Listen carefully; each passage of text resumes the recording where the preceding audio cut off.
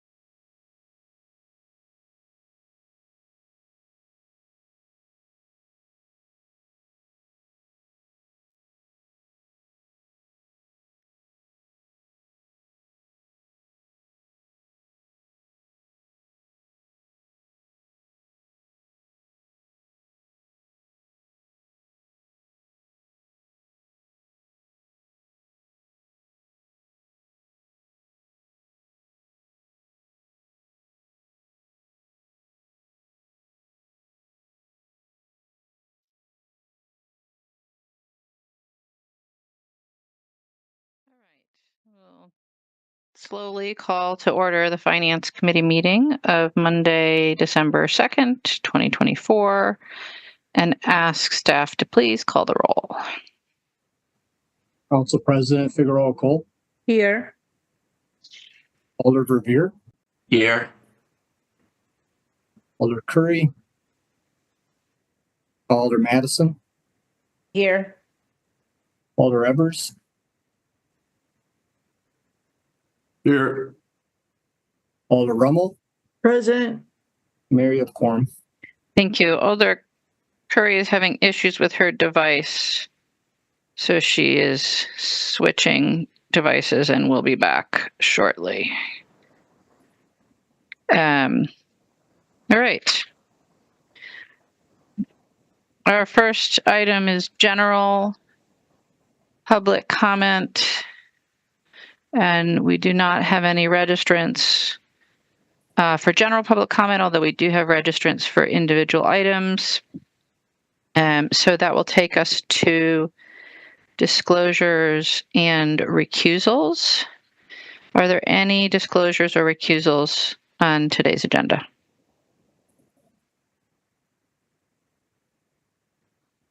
Seeing none.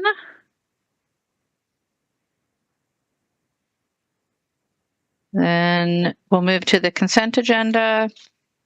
We do have registrant wishing to speak on item 35, so that will be excluded from the consent agenda.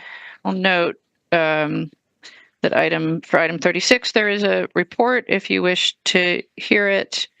Similarly for item 37, and then and similarly for item 14, there is a presentation which I think would be fruitful to do here, so we'll exclude that one. So at the moment, exclusions on 14 and 35, noting for the body, if you wish to see the presentations on 36 and 37, please ask for those. And then are there any items, other items that members of the body would like to see excluded? Alder Rummel. Number 36, please. Number 36. Okay. Alder Revere. Thank you, Mayor. I appreciate the presentation for agenda item number 37. Item 37. President Figueroa Cole. Just a quick overview of the special charges, 9 and 10. 9 and 10. 9 and 10, yeah. Yep. Okay. Any other items to be excluded from the consent agenda?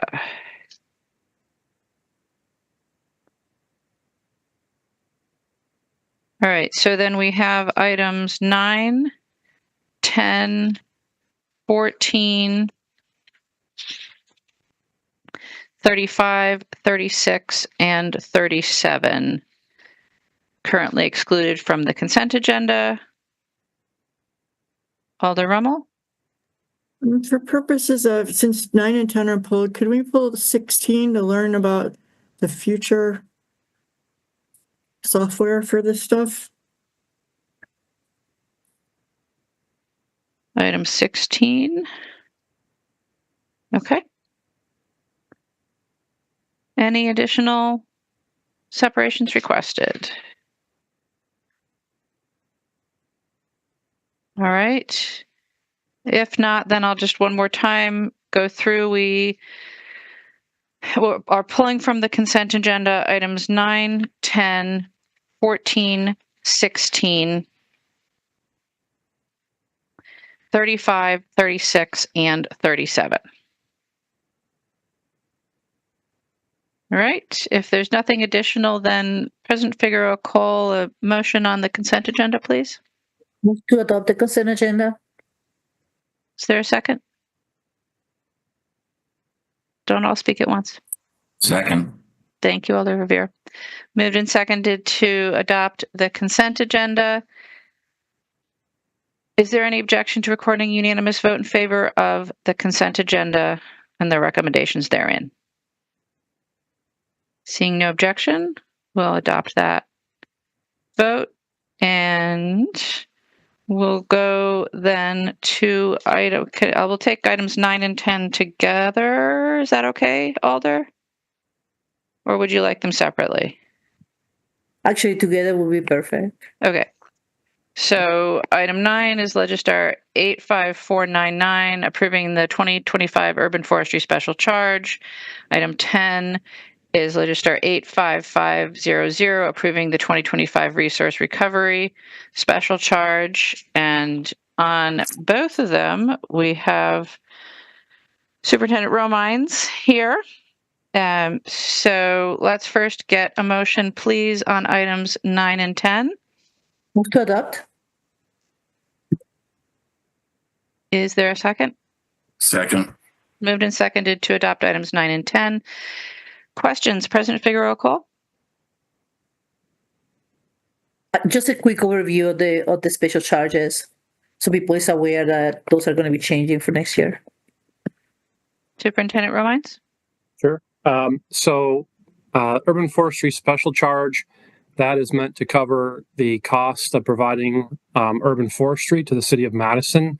That is predominantly, and I've got the numbers here, is $6.1 million that funds essentially directly to the forestry working group itself, and then 1.43 million that actually funds to the streets division for forestry related activities such as the street side of the house does stump grubbing, brush hauling, activities of that nature. So the point of the urban forestry special charge is to cover all of the costs of providing the urban forest to our residents. That also includes 3 arborists that are housed within the parks division. And so that cost for 2025 is scheduled to go up from a residential property from $7.12 in our current year to $7.56.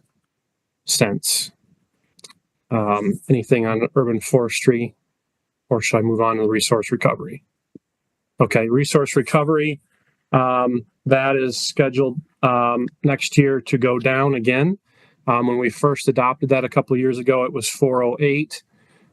This year that we're currently setting in, it's 396, I believe, and we're looking to set the rate for $3.56 for next year, and that covers the cost of providing curbside recycling to our customer base. Also provides 30% or 35% cost offset to the drop-off sites. The reason that continues to go down, again, our customer base continues to grow at a rather large clip. It outpaces our expenses, fortunately. But also our revenues from our recyclables continue to perform extremely well. One of the few upsides from the pandemic is several items within our recycling stream have gone up and have stayed relatively high. And so we have the additional benefit this year that we are getting an additional $300,000 coming back to us from Pelletary in the coming year, which even further results in that rate going down. So the recycling news continues to be good as far as what our revenues are, and that agreement that we have from Pelletary that we reworked a few years ago has worked well on both ends. So if you have questions, I'm happy to answer, but in round numbers, that's the gist of the 2 special charges, their purpose, and what the rates are looking at for the coming year. Thank you, Charlie. Thank you. Questions? No questions. Thank you for the explanation. Any other questions on the special charges? All right, seeing none, it's been moved and seconded. Is there discussion? Seeing no discussion, it's been moved and seconded. Is there any objection to recording a unanimous vote in favor of items 9 and 10? Seeing no objection, we'll record a unanimous vote in favor of items 9 and 10 and move on to item 14, which is Legistar 85964, adopting the redevelopment master plan and phasing an affordability plan for city-owned properties in the Park and Badger area, specifically 802, 810, and 818 West Badger Road and 825 Hughes Place. And on this item, we have Director Wachter here, but can I first please have a motion on item 14? President Figueroa Cole. Move to adopt. Second. Moved and seconded to adopt item 14. Director Wachter, I believe you have a presentation. Yep. So I have just a handful of slides to high level go over the report, but we also have representatives from engineering, public health, fire, and our development team here to answer any more technical questions that you might have. So if I can share my screen here.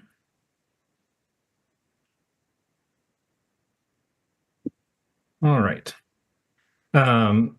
So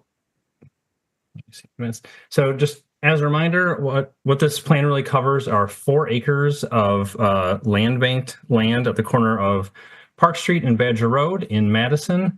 And the goals of the project are to deliver a combination of affordable housing, a new modern public health facility and replace Fire Station 6. So staff have been operating, working towards this since last year when the council passed a resolution directing us to work with the CDA, having CDA be the master developer, to bring on a development team, create this master plan for you. And then there's money in the 2024 and then 2025 capital budget to move forward on this. But really, the master plan has to be adopted before we move on to the next step of working on the development agreement and really beginning work in earnest on the development.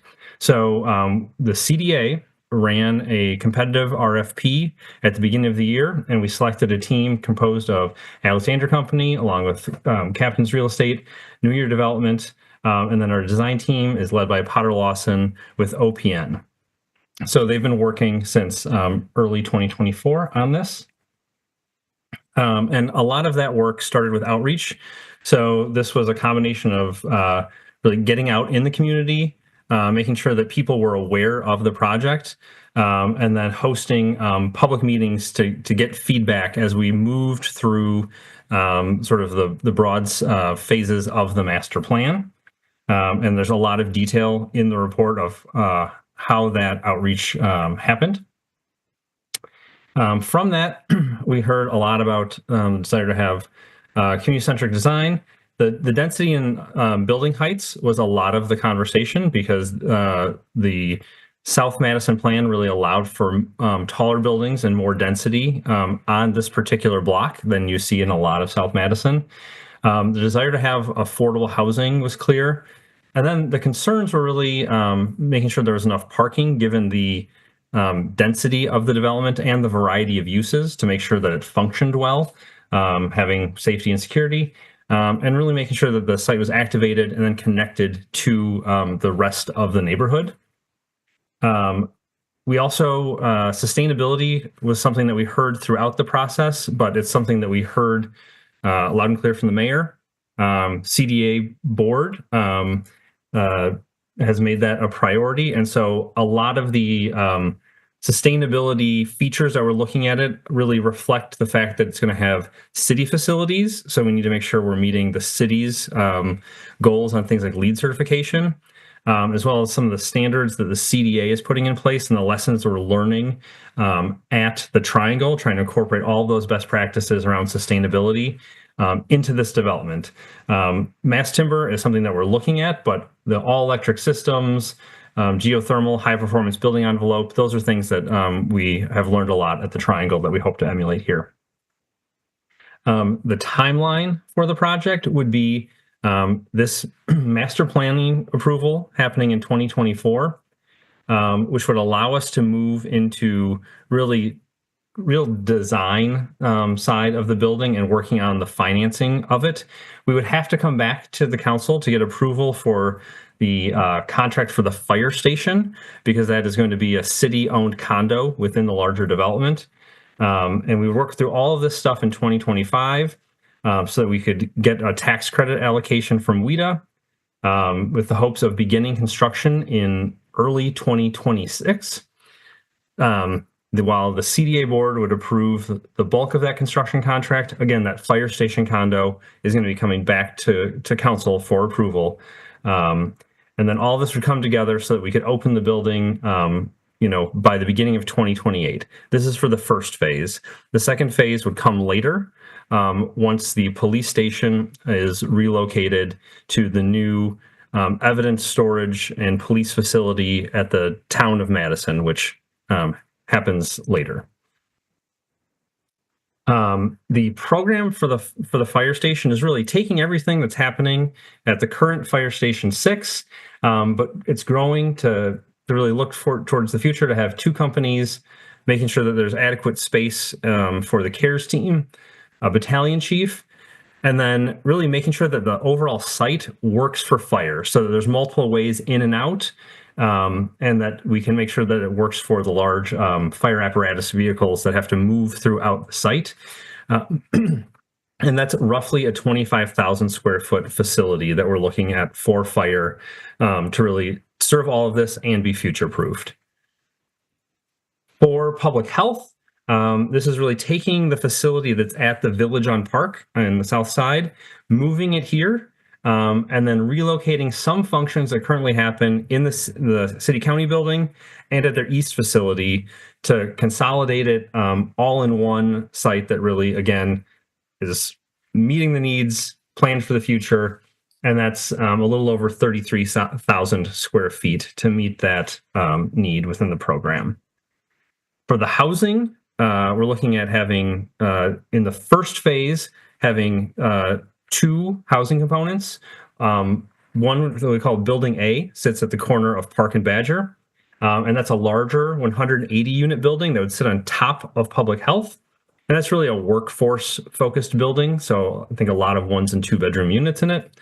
The second building would sit on top of the new fire station, and that would be about 50 units focused on senior housing, which again is these units reflect what we heard as part of the community outreach as to what's needed. The future Building C, where the police station would sit, is more of a family-focused building. There's just a lot less detail because that's farther into the future. And the goal would be that buildings A and B would be a single Section 42 tax credit transaction. It would be a non-competitive 4%.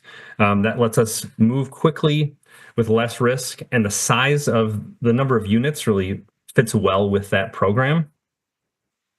And again, we'd be applying for those credits in 2025.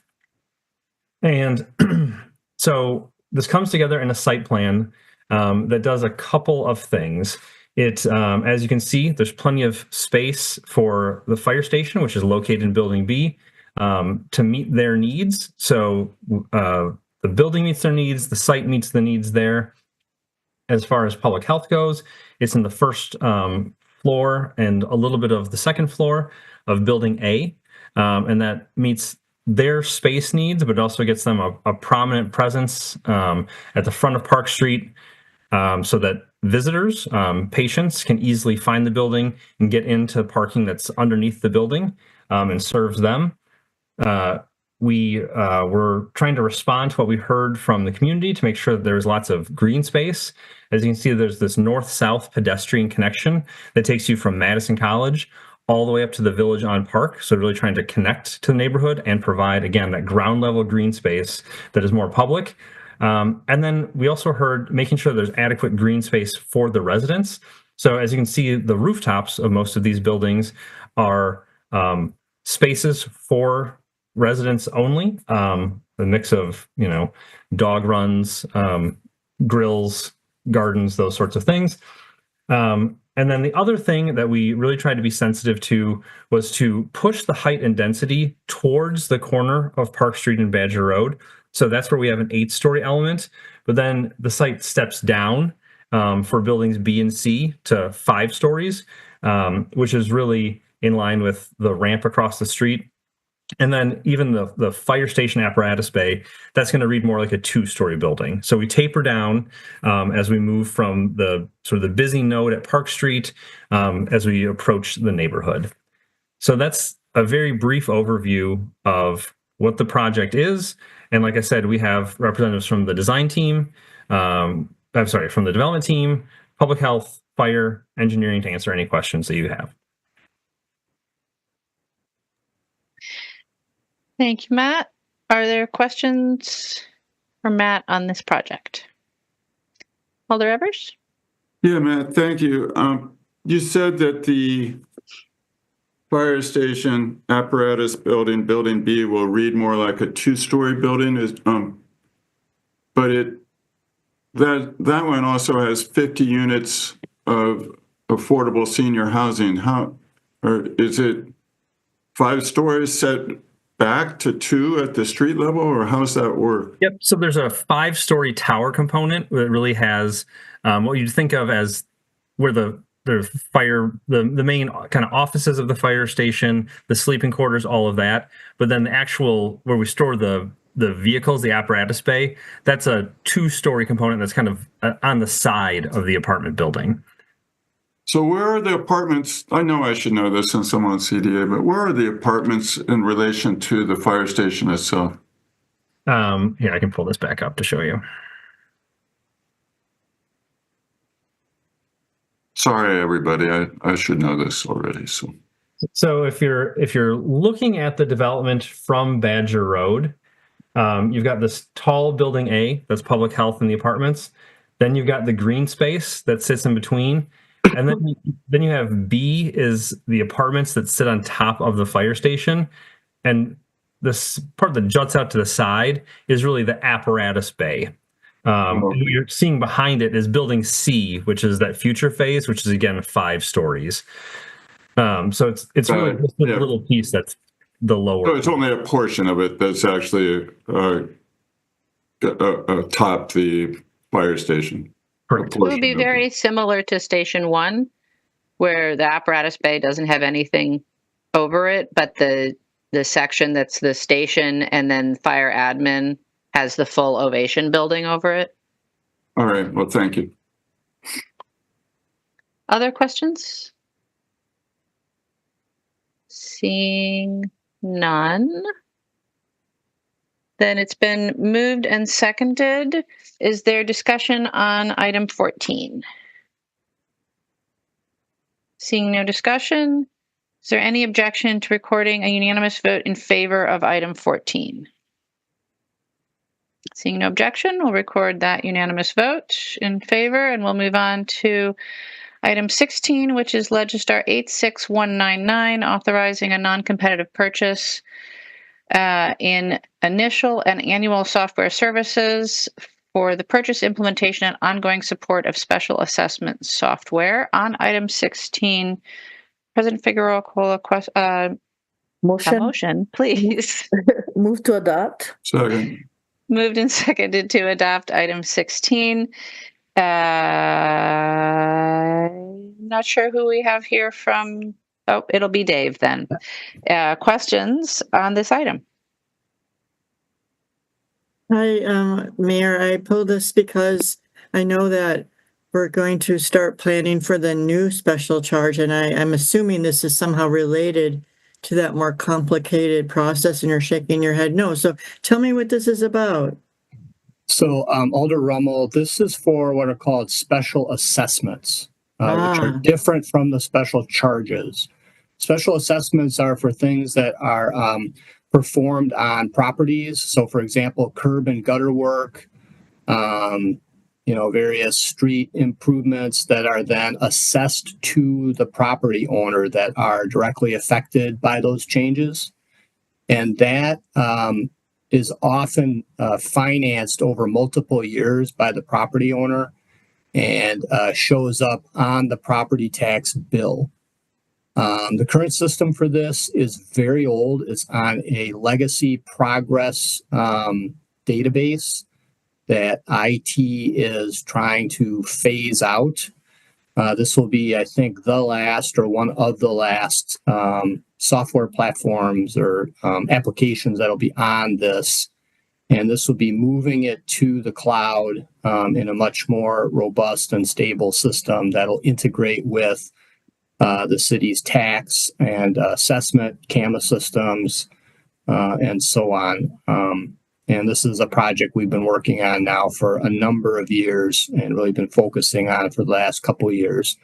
In our look at the software systems that are out there, this was the one system that really could do what we need to do. We have some unique elements, particularly in how we calculate interest on the remaining balances associated with these assessments to property owners. That's really helpful, Director Schmidt. Thank you.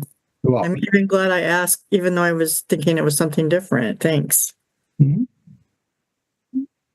Thank you, Alder. Are there any other questions on item 16? If not, it's been moved and seconded. Is there any discussion? If not, it's been moved and seconded. Is there any objection to recording unanimous vote in favor of item 16? Seeing no objection, we'll record a unanimous vote in favor of item 16. And that will take us to item 35.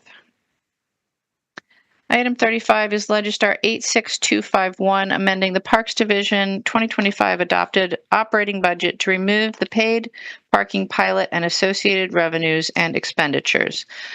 On item 35, we have one registrant wishing to speak, Nicholas Davies of District 15. Do we have Nicholas here? Yes, hello. Go ahead. Thank you. So I want to add some points to the discussion tonight.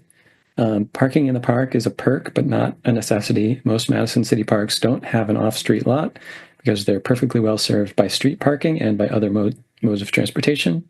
So the idea that a visitor to a park will be arriving by car and must be allowed to drive their vehicle onto the park itself and leave it there is just not a reasonable expectation.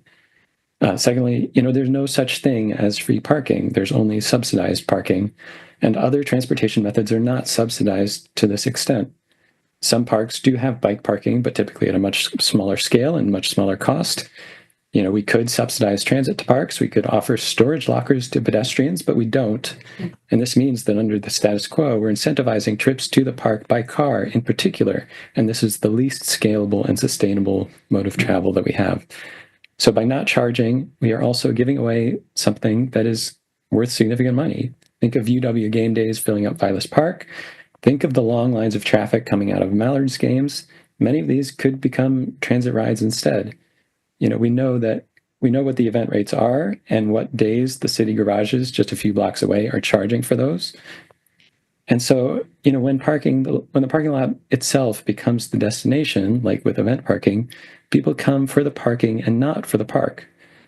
Now, you get a lot of auto-related ordinance violations along with this, noise violations, impaired driving after game days, etc. You get parking lots filling up on a first-come, first-served basis that leaves actual park visitors out.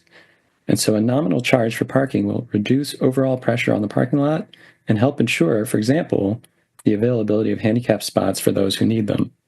And this is just a step towards the park system doing some responsible transportation demand management where, requiring payment for parking, unbundling parking as it typically works, is a common TDM measure for residents, businesses, and other establishments around the city. Parking enforcement has really been a shining light in the city's financial outlook. And so this is exactly what financial responsibility looks like. And we're talking about a pilot program here, and we're not going to learn what there is to learn from this pilot program unless we actually let it happen. Thank you. Thank you. We don't have any other registrants wishing to speak on this item. Are there any questions for the registrant? If not, then motion please on item 35. President Figueroa Cole. Move to adopt. Is there a second? Second. Moved and seconded to adopt item 35. Are there any questions for staff on item 35? If not, it's been moved and seconded. Is there discussion on item 35? Alder Rummel. Thank you. I'm sure I could think of questions for staff, but I didn't come up with any right away, so I pass on that. I'm not going to support this amendment or the rescinding of the budget amendment. I made this a purposeful amendment at finance, which was unanimously approved for both if the referendum passes and if the referendum fails. And, obviously hindsight is easy. And, because it was at finance and not at the final days of the budget, there was not maybe a very robust discussion, and the media took it up and alarmed some people. So I understand that, but I think Mr. Davies is right. It's a pilot. We could learn something from it. The mayor's budget, everyone says, well, we passed a referendum. Phew. Well, of course, thank you, Madison Public, for supporting the referendum. But in the mayor's own document, if the referendum passes in 2026, we have a $6 million gap, of which 4 of it is special charges, and 2 of it is the euphemistic efficiencies and revenue adjustments. So I'm thinking long-term, like, is this a viable way to monetize, at least partially, one of our assets? I certainly don't want people to feel like they're not welcome in our parks. That's not my intent.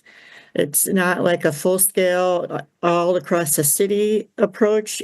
Even if it were somewhat successful, I don't think that's what it would do. But what I have seen is that parking lots are often used for non-park purposes, and there is an impact just from the public access to that. And so, and I felt good when I worked with staff on this. They came up with the idea of the pilot. That was their idea, and I think I respect that there are going to be a lot of concerns and questions, and they will do a detailed review with the staff and the commission. They'll do an equity analysis, and they'll try to seek a lot of public engagement. So yeah, those are upfront costs, but we'll learn something. So for me, if we do this with an equity lens, we decide that it was just the craziest idea that Rummel came up with ever, that we don't have to do it any other time after that first year. But I think we could learn that commuter parking meters, and some strategic event parking might be worth investigating. And I mean, all of you know some parks and not others. Like I know, for example, Law Park already has metered parking. A lot of my friends say, oh, Law Park's not really a park, but it's a park and it has metered parking. So already we're capturing those commuters who would happily just pay. They'd happily just park there for free all day, but they have to pay a meter. So, obviously this will go to the council. It's going to be a 15 vote item. So we'll have more debate there, but I just wanted to start that. We're collecting data, and, we've always talked about finding other sources of revenue. So if you're just saying this is never a good source of revenue and you're fine with that, then, I respect your judgment, but I think it's worth investigating. Thank you. Thank you, Alder. Alder Evers? Thank you, Mayor. And thank you, Alder Rummel, for sharing with us about how you came up to offering this budget amendment originally before finance. And I didn't oppose it at the time when the budget amendment came up because the wording of it seemed to be different than what was in the agency request initially. Because in that agency request, which was part of the 5% exercise, as to what agencies would put forth as low priority service activity identifications, ideas that could be implemented over a period of time should the referendum fail. This was at the bottom of the list. On that list included other ideas that would reduce Parks budget, including the idea of closing Goodman Pool and privatizing it, several others. But this was at the bottom of the list, and Parks staff have made it clear that this is not something that they ever wanted to implement. And they've made it clear since this is not something that they would prefer to implement now. Why is that? Because an already under-resourced and understaffed organization is being required to do something that, in the words of this amendment I'm putting forth, establishes a program that would be a significant change in how the Parks Division manages its parkland. I don't think that charging $35 to park in Vilas Park on game days is a good idea. But this is where staff is starting in order to implement this pilot project, this charge that they have. But let's face it, the optics on this are terrible because the referendum did pass. Now, I understand some in our community support this, including the registrant. They're aware, as the saying goes, that there's no such thing as a free lunch, and that free parking bears with it certain social and environmental costs, as well as the actual cost of maintaining the asphalt surface parking spaces themselves. But we need to be very, very careful how we go about addressing these costs. we need to be aware that the imposition of user fees have ramifications, and that for some, these fees will no doubt be onerous and burdensome, and they will render our parks less accessible. Now, I suppose that we should be studying this, but not as a pilot. We could set up a president's committee, for example, and we could look at parking in our city in general. Because to charge a parking fee as a pilot in our city parks is a form of taxation, and we have to be aware that user fees, like other types of taxation, tend to be regressive. As I've said, they'll fall disproportionately on people who can least afford them. But we could have a president's committee to look at parking in general. We could study what many have discussed, including colleagues here, about whether we should continue to have parking minimums in our development projects. We could discuss how much parking we should provide in future parks, or as parks are reconstructed as a part of a master plan process. How much parking should we provide? But our residents just passed this very important referendum. They understandably feel somewhat bushwhacked by this idea that we would now go on a path which Alder Rummel admits is looking at ways of monetizing these free spaces in our parks. And it may be that we would look at doing the same with the free parking on city streets. But now is not the right time to do it, and a pilot is not the right way to do it. I am very, very, very concerned that charging for parking at Vilas Park on a game day will not be able to distinguish between the low-income family who's going to the free Henry Vilas Zoo and the wealthy Badger fan who's headed to Camp Randall. There is no easy way to make that distinction. There is no easy way to distinguish between the family that drove into Vilas Park to celebrate and picnic their 4-year-old's birthday. But this is what staff is scrambling to try to do because we charged them with this pilot program. It's a mistake. Our residents are not feeling this. I'm asking you to pull this, and I'm asking our council president to organize us around a study of parking in general. But let's not do it this way. It's not selling. It doesn't work. There are other ways to address how we can move forward in dealing with our challenges around parking. Thank you. Thank you, Alder. Is there any further discussion on item 35? If not, anticipating disagreement, all those in favor of item 35, aye. Those opposed, no. As your name is called, and I'll ask Dave to please call the roll. Council President Figueroa Cole, Aye. Alder Revere, No. Alder Curry, Aye. Alder Madison, No. Alder Evers, Aye. Alder Rummel. No. 3 ayes, 3 noes. With 3 ayes and 3 noes, the motion fails. And so that will be the recommendation to council.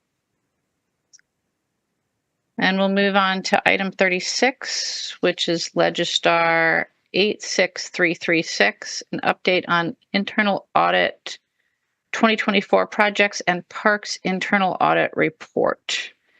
For item 36, I believe we have our auditor here. that Cola should be in the meeting. Yes, I'm in the meeting. There you are. Cola, would you like to present the update and the report, please? Yes, please.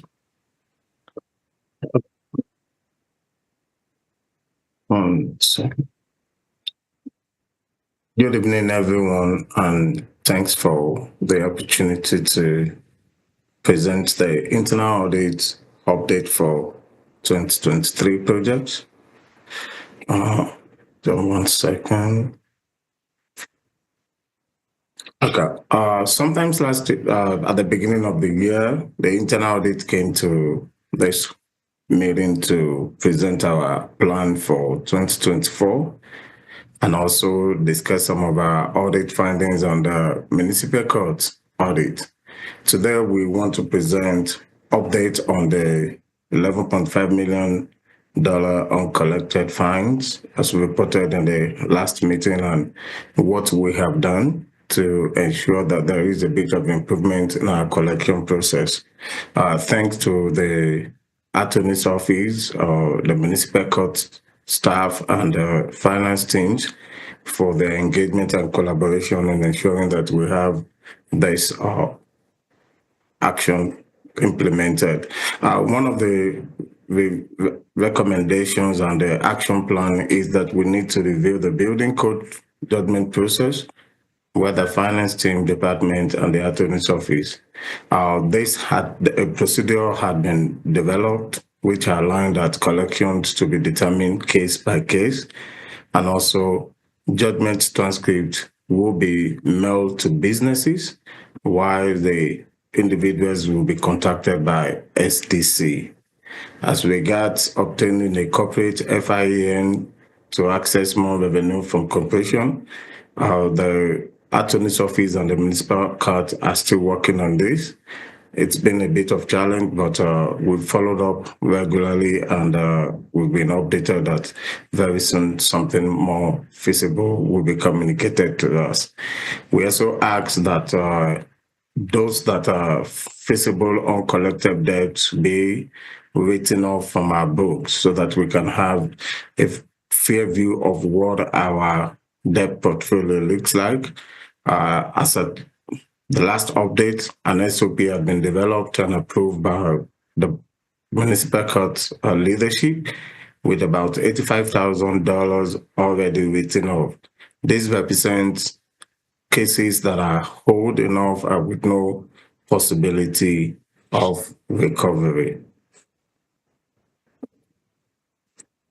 Here are the approved projects for us in 2024. City of Madison audit, enterprise risk assessment training for head of department and managers, City of Madison community development audit, and the City of Madison assessor's office audit. For the park division audit, we audited the park division to be able to give assurance to management that records are reliable, activities are effective, and internal controls exist, and actions are in compliance with the laws and regulations. The period of our audit covers activities of the division between January 1, 2023 to December 2023. Here are our key findings. We observed that few terminated and exited employees were still being listed as active when we recall the list of active users for one or two of the parks application. We also observed that there was a late deposit of cash for more than 45 days. We observed that there is need for improved protocols for resolving and responding to visitors' complaints. One good thing about our finding is that all of these findings are in the categories of the medium, in the risk category of medium. We do not find anything that is high or that is alarming in any of the audit findings that we have for the parks division. We will continue to work with the park division to ensure that these audit findings and the recommendation were actions as planned in order to ensure that this did not crystallize or grow the board to become a high rating audit finding for us. Enterprise risk assessment as training was organized across the enterprise. The goal and the objective of this was to ensure that we equip head of agencies and managers with the tools needed in identifying potential risk, assess these risks, and provide controls that helps in mitigating against the identified risk. Our overview include identifying what constitutes a risk, what are the types of risks, what are the types of controls that we have, where does our risk come from, that is, what are the sources of our risks, what are the components of the risk assessment, risk identification techniques, risk evaluation tools, risk assessment methodologies, and some of the controls that can be put in place to mitigate against identified risks. We did this between July and September, and we are happy to announce to this committee that for the first time, all agencies across the city enterprise performed a comprehensive risk assessment that helped agencies to identify potential risk in their operations and also establish controls that help to mitigate against such risk. Our ongoing project, we completed the park division and we are currently working with the community development division to assess its policies, its procedures, compliance with laws and regulation, efficiencies of programs and projects, and to also ensure that we have there is an existing and efficient internal control in place. Currently, we are testing documents, and we hope that before the end of the year, we will complete the audit and communicate the audit findings out to this committee. As part of the enterprise risk assessment, internal audit we are working on developing a comprehensive document that warehouse the potential risk, which is known as the city's risk register.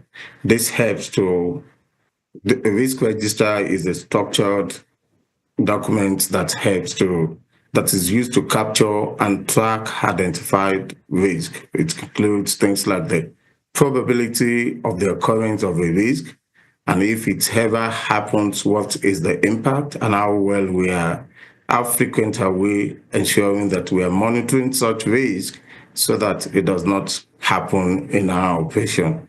The internal audit is reviewing responses from departments, and we are putting all of this together. Thank you. Thank you, Kola. Are there questions on the presentation? Going once. Alder Verveer. Thank you, Mayor. And thank you very much, Kola, for your presentation and for the audit, the Parks Division audit, which I'm sure most of us had the opportunity to review. I do have a few questions. I'll begin with the follow-up to your audit of the municipal court, please. Could you just share with us approximately how old the debts are that have been decided to write off? Yeah, they are between 2019 and 2020. 2019 and 2020? Yes. Okay. Yes. And could you or someone else share with myself and any other interested alders the copy of the SOP? I'd like to take a look at that. Okay, I will get a copy of the SOP from the municipal court. I do not have a physical copy because it's not a document for me, but I will also share that across to the others. Thank you. I appreciate that. And one last question about the debts that we've written off. If a defendant that was adjudicated that they owed the city this forfeiture still wanted to pay after the debt is written off, do you know, would the court accept a payment, although they've already written off the debt? They will definitely accept payment if at the end of the day it comes back to us as a payment to the city. Thank you. And then the last question on the court audit and the follow-up relates to the federal tax ID number issue. During our operating budget hearings here at the Finance Committee, the municipal court administrator shared with us that she still was having difficulty finding any way to access those ID numbers to then help us with the DOR collection process. Is that something that other offices have helped to search for, perhaps including your office, or has that been entirely the court administrator that's been trying to find assistance locating those federal ID numbers? Yeah, the court administrator and the court attorney's office are the one working on this. We just follow up to have an idea of where we are on each of the proofs that we have identified as a means of improving on the collection processes. But I can follow up on this question with the court administrator and the attorney's office. I appreciate that.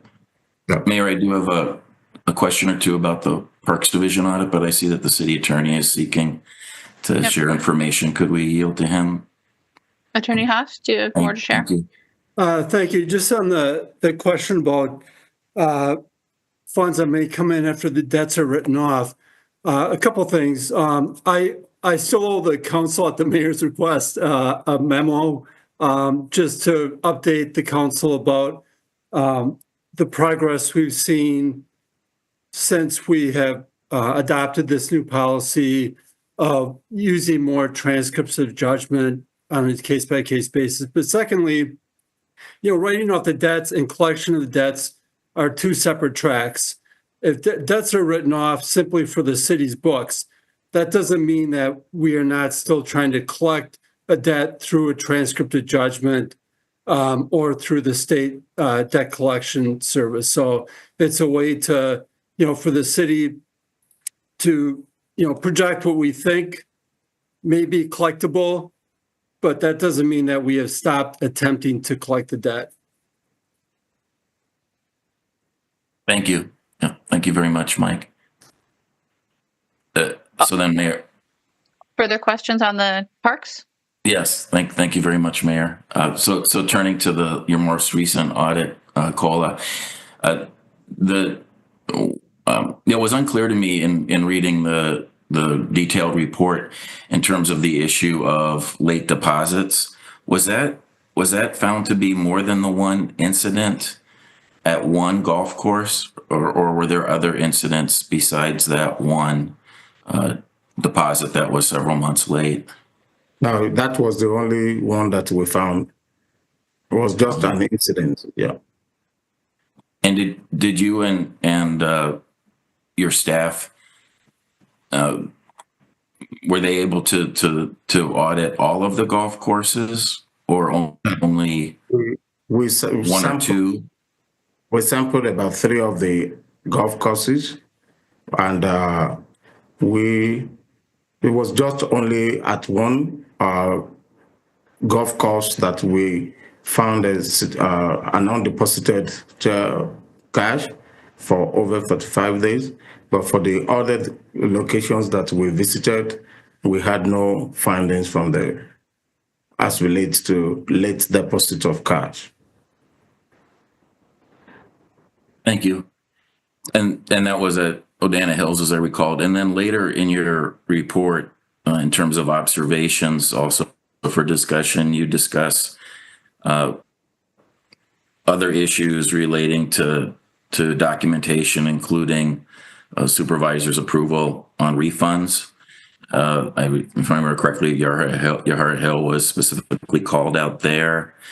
Was that found to be also an issue throughout the system, or was it only at Yahara Hill? That happened in 2 locations, and one of the reasons why that was we observed that was because the staff there were already existing internal controls set by the Parks Division to ensure that part-time staff do not have access to most of the application. I mean, the full use of the application in order to ensure that the documentations are not manipulated or whatever. And so for that reason, they were not able to update the document as expected until someone sent them the golf supervisor sent them a printed copy of the transactions for the previous day the next morning. And so when we saw that, we discussed that with the management, and we also look at a better way to manage the existing control so that what we found would be corrected. Thank you. I appreciate that. And then I think last question for you from me is, it wasn't clear to me in the report that you and your team looked at these cash management issues at other Parks Division facilities, for example, Goodman and Olbrich, as well as extensively as you did the golf courses? Did you cover all variety of Parks facilities in terms of the cash management issues in your audit? We did that for all the samples that we visited that was selected for the audit. Including many non-golf course facility. Very good. That's what I assumed. Well, thank you very much. I appreciate that. Thank you. Mayor, I was just wondering, obviously Parks Management has responses contained in the audit, but I see that the superintendent and assistant superintendents are all here. I wondered if they wish to share any remarks with us in terms of their response to the audit. Otherwise, their written response obviously is available to us in the form of the report. I don't know if Eric or others. Thank you, Eric. Certainly, I'm happy to answer any further questions. I mean, I think the management response to the findings mostly speaks for itself. Overall, we look at every opportunity like this as an opportunity to get better and find ways to improve. And we're very much appreciative of Cole and his team's work with us and trying to find those opportunities. I would say in relationship to the cash handling, the failed deposit, just for the Finance Committee's edification, it was an $86 deposit, cash collected on a day the golf course was not open. So the person working collected it, put it in the safe. We wouldn't routinely do a deposit on a day like that. It was missed the first day we were open. Certainly take all ownership of that $86, but we successfully collected more than $1 million in cash this year and last without significant incident. I think that's an important contextual piece of information. But overall, like I said, I think the audit and the response in there speaks for itself. But I'm happy to follow up with any other specific questions. Thank you very much, Eric. I appreciate you sharing the context of the volume of deposits just amongst the golf in and of itself is obviously quite significant compared to what was found in the audit to be deficient. So anyway, thank you for sharing that context. I have no specific questions for you. I just wanted to give you the opportunity to share any observations if you'd like. So I'm complete, Mayor. Thank you. Thank you, Elder. Are there other questions for either audit or parks? If not, this is just an update item and doesn't require action. So we'll move to item 37, which is Legistar 86200, the year-end appropriation resolution. And on item 37, then let's start with a motion, please. President Figueroa. Is there a second? Second. Moved and seconded to adopt item 37. On item 37, would you like a presentation or are there questions for staff?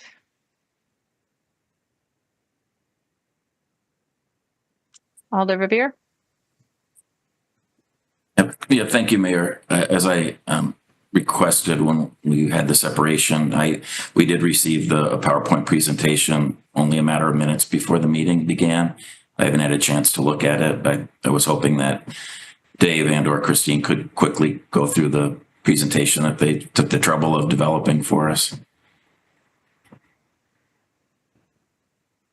Dave? I can certainly Thank do you. that.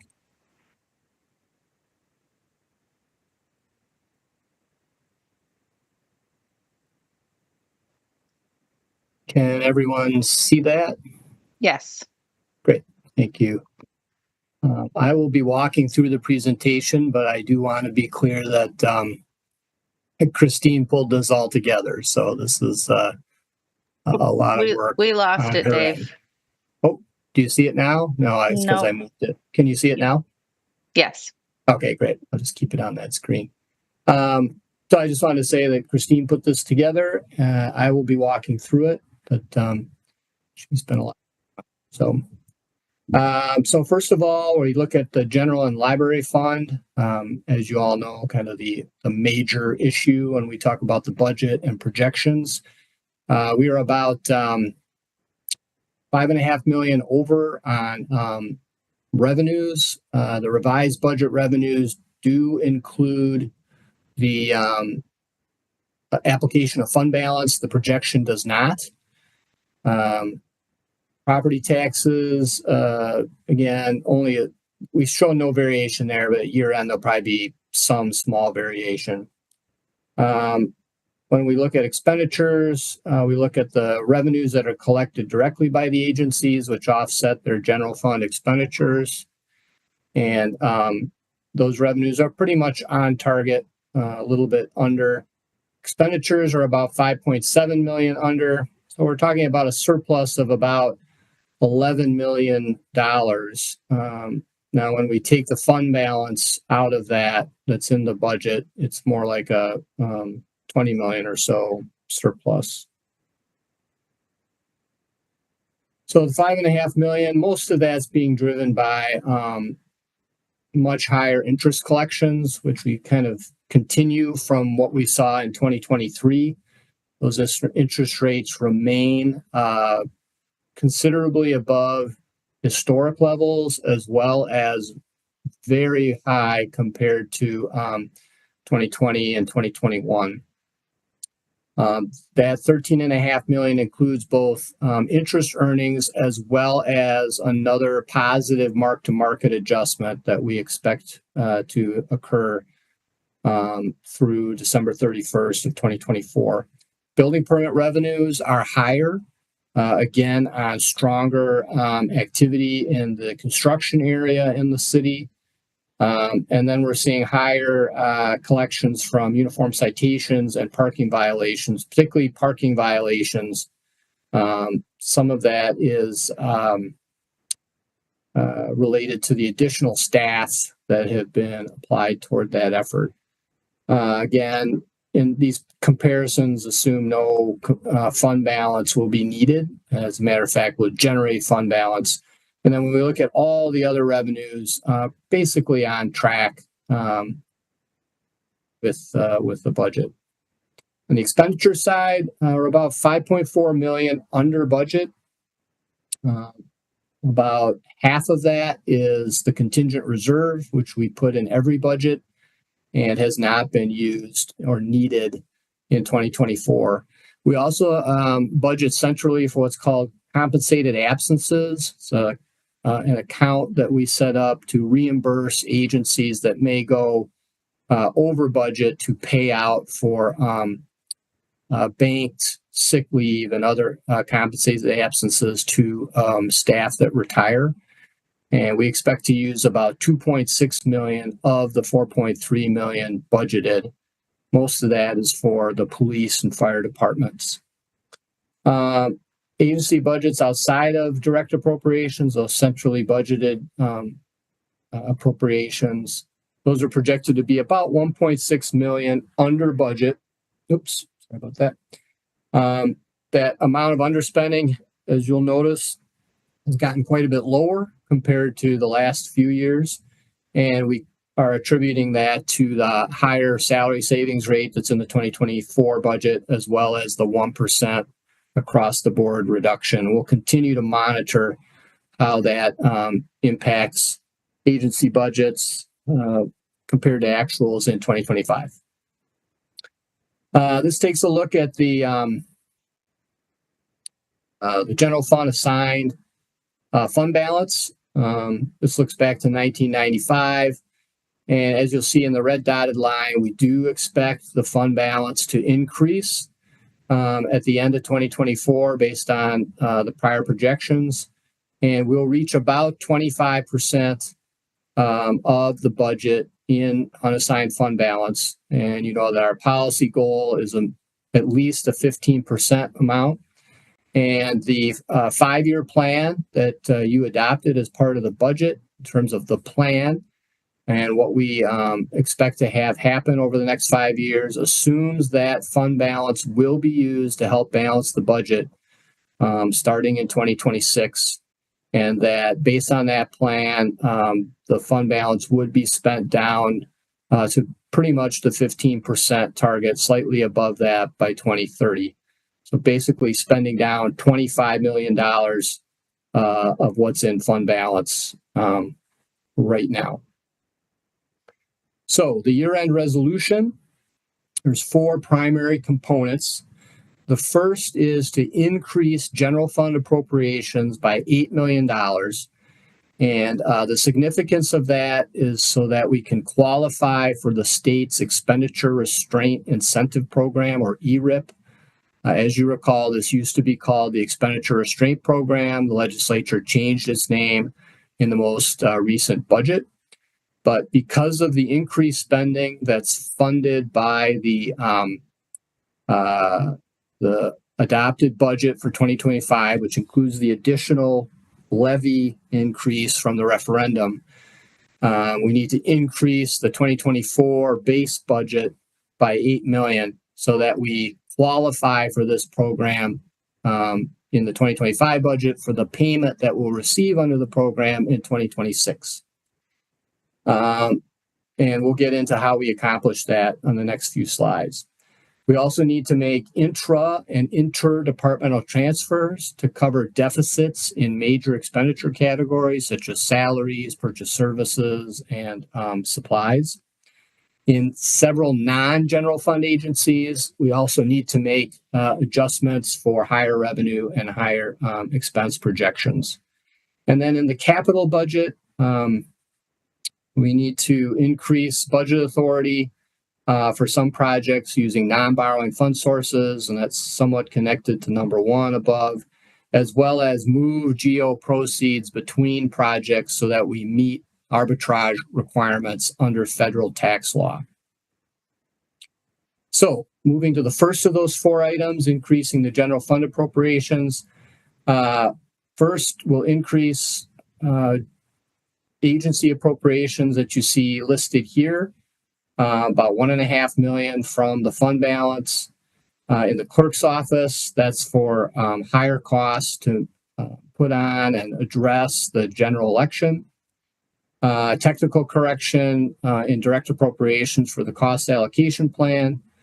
The fire department salaries are over budget, and then meeting salaries for police, as well as their software license costs that need to be funded from the operating budget rather than in capital. And then in streets, some higher than budgeted fleet charges that need to be covered. The major part of the change for the general fund appropriations is in American Rescue Plan Act allocations. And just a little bit of a backdrop on that, or a reminder, the city received $47.2 million from the state local fiscal relief fund under ARPA. And there was a allocation plan approved by the council in 2021 that allocated half of that $47 million to a series of projects to assist those impacted by the pandemic and its various economic effects. Some of those projects included building projects, capital projects, as well as support for homeless services. Based on the requirements under the American Rescue Plan Act, this money has to be spent by the end of 2024 or obligated. And in order to both accomplish or meet that deadline, as well as address the general fund budget qualifying for the expenditure restraint incentive program, the year-end appropriation makes the following changes. First, with the men's shelter that'll be constructed on Bartolon Drive, that overall budget includes at the moment $4 million of American Rescue Plan Act funding, which would be appropriated from the city's grant fund. Rather than, and that funding or that project has been bid, and there's a contract in place. So rather than have ARPA directly fund that project, and the year-end appropriation would instead transfer that money to the general fund and use the ARPA money for revenue replacement purposes. And basically, we would use fire department costs to qualify for use of that money. That will basically create funding in our general fund unappropriated balance, and that'll be appropriated to this capital project. So it's basically just a movement of money to accomplish meeting the ARPA requirements, increasing the general fund budget to meet the ERIP expenditure restraint requirements, as well as continue the current funding level for the men's shelter project. Similarly, for the Darbo Drive property acquisition, the ARPA plan adopted in 2021 at $2.5 million for that project. We would make the exact same type of transfer, move that ARPA funding out of the Darbo Drive project, move it into the general fund, use it for revenue replacement activities. Again, this would be fire department costs, and then transfer money from the general fund balance to the capital projects fund for this project. So we accomplish the same things with expenditure restraint, keeping the funding level for the project the same, and meeting the ARPA timeline requirements. For the unsheltered homeless support, you may recall there was an amendment adopted as a part of the 2025 operating budget. It was applying money from the general fund balance for the operating costs. And as was explained at that time, that'll be offset by funding that's in the ARPA plan that would instead, again, be moved to the general fund to offset that. And that'll cover unsheltered homeless services operating costs and at both Dairy Drive and the new men's shelter in 2025. And then finally, there's a little under 70,000 of unspent ARPA funding in the projects that are listed in this fourth dot point that is unspent in these projects and is not expected to be spent before the end of this year. So that'll, again, will be transferred to the general fund, and then that'll be used for revenue replacement.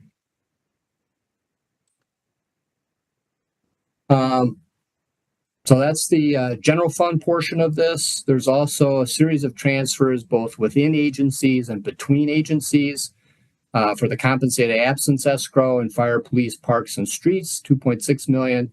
And then within agency budgets, net neutral transfers to be sure that there's sufficient expenditure authority in the major expenditure categories such as salaries, benefits, purchase services, and supplies.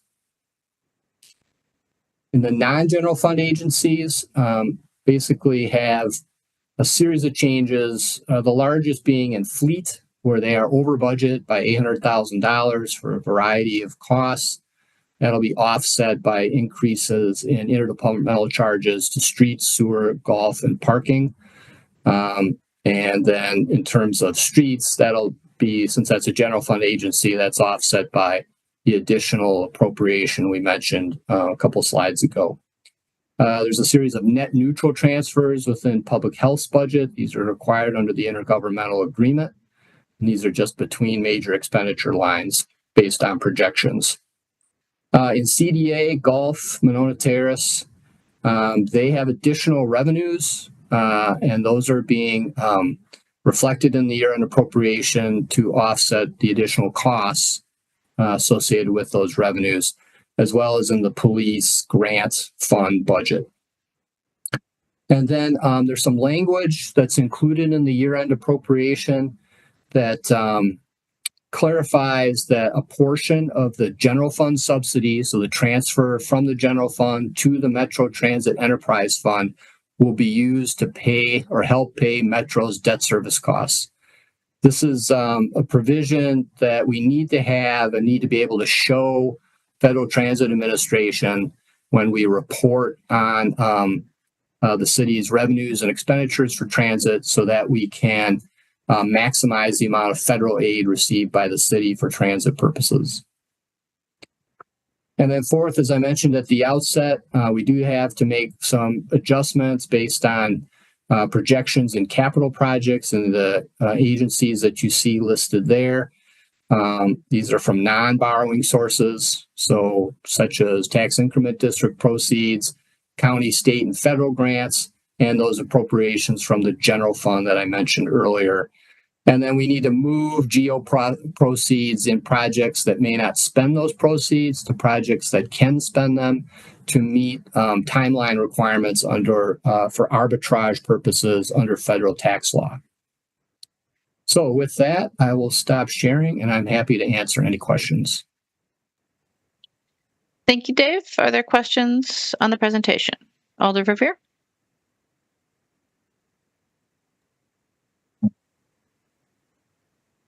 Oh, Alder, we've lost your audio somehow.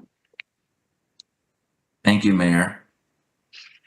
And thank you, Dave, for the presentation. I appreciate it. It was well worth it, especially the information about revenue, since that's not, as you know, separately discussed in the year-end resolution. So I think just two questions. The first one is appreciate your discussion about the estimated fund balance at year end. I'm wondering if you could share with us also a specific ballpark dollar figure that you and your team estimate will be our final fund balance at year end, besides the percentage. Yeah, thanks for that question, Alder Rivera. We expect it to be around $104 million. Okay, thank you. Very robust, to say the least. Yep.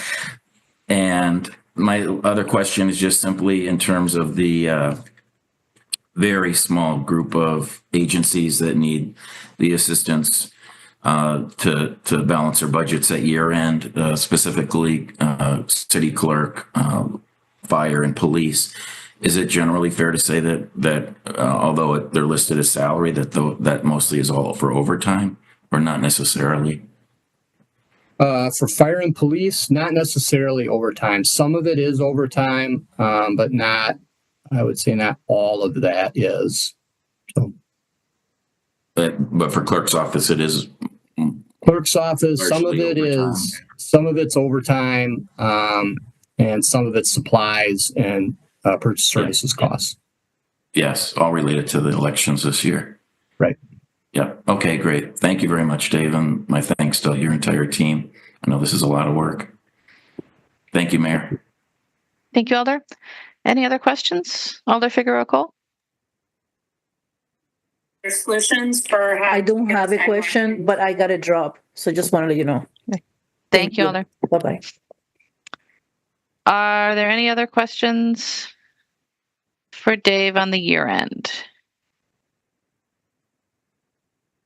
If not, it's been moved and seconded. Is there any discussion? Seeing none, let me just add my thanks to Dave and Christine and their team. It's a not insignificant amount of work to pull together, and I appreciate it. And it has been moved and seconded. Is there any objection to recording a unanimous vote in favor of item 37? Seeing no objection, we'll record that vote. And that brings us to the end of our agenda. A motion to adjourn would be in order. Move to adjourn. Is there a second? Second. Moved and seconded to adjourn. Is there any objection to recording a unanimous vote in favor? Seeing no objection, we stand adjourned. Thank you.